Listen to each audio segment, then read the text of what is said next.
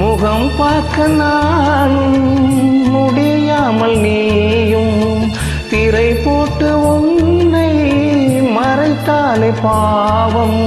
ஒரு முறையேனும் திருமுகம் காணும் வரம் தர வேண்டும்.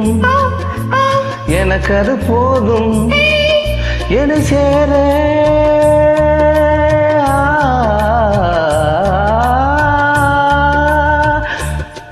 என்னை சேர எதிர்பார்த்து முன்னேழு ஜென்மம் ஏங்கினேன். வாவெண்ணிலா உன்னைத்தானே வானம் தேடுது. வாவெண்ணிலா உன்னைத்தானே வானம் தேடுது.